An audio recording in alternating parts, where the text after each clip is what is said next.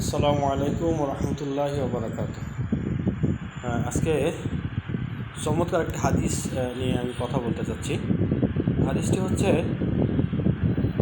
আবদুল্লাহ ইবনে আবি আওফা রাদিয়াল্লাহু তাআলা আনহু থেকে বর্ণিত। তিনি বলেন, একদিন রাসূলুল্লাহ সাল্লাল্লাহু আলাইহি সাল্লামের দরবারে এক ব্যক্তি এসে আরজ করল, ইয়া রাসূলুল্লাহ, আমি কোরআনের কোনো অংশ শিখে নিতে সক্ষম নই। অর্থাৎ আল্লাহ রসুলের এই সাহাবি কোনো কারণে কোরআনুল কারিমের কোনো অংশ মুখস্থ করতে সক্ষম ছিলেন না। তাই আপনি আমাকে এমন কিছু শিখিয়ে দিন যা আমার জন্য যথেষ্ট হবে।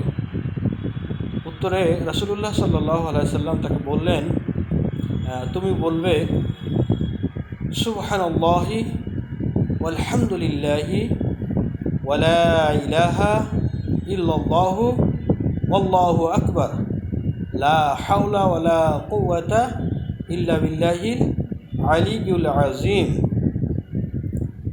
আল্লাহ রাসূল সাল্লাল্লাহু আলাইহি সাল্লাম এই দোয়াটি, এই তাসবিহগুলো তাকে শিখিয়ে দিলেন।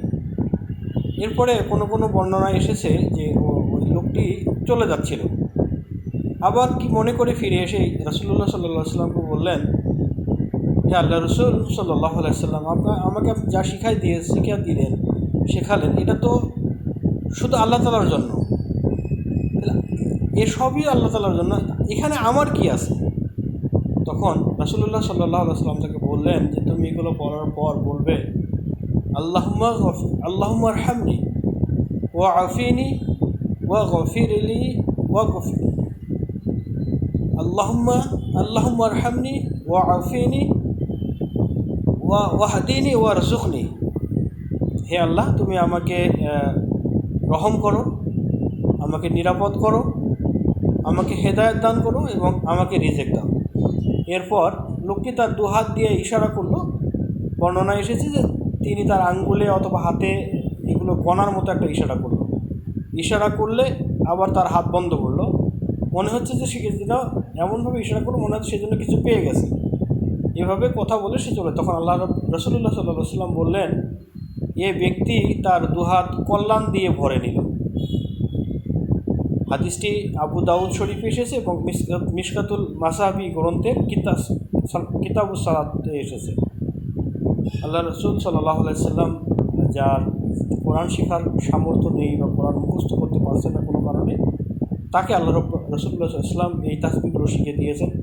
সুবহানাল্লাহি ওয়ালহামদুলিল্লাহি ওয়ালা ইলাহা ইল্লাল্লাহু ওয়াল্লাহু আকবার ওয়ালা হাওলা ওয়ালা কুওয়াতা ইল্লা বিল্লাহিল আলিয়্যুল আযীম।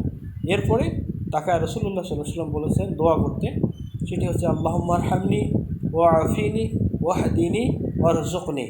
অর্থাৎ আল্লাহ তাআলার জিকির করার পরে আল্লাহর কাছে দোয়া করলে সে দোয়া আল্লাহ রাব্বুল আলামিন কবুল করেন। আমাদেরকে আল্লাহ রাব্বুল আলামিন বেশি বেশি করে তার জিকির করার তৌফিক দান করুন। আমিন। আসসালামু আলাইকুম ওয়া রাহমাতুল্লাহ।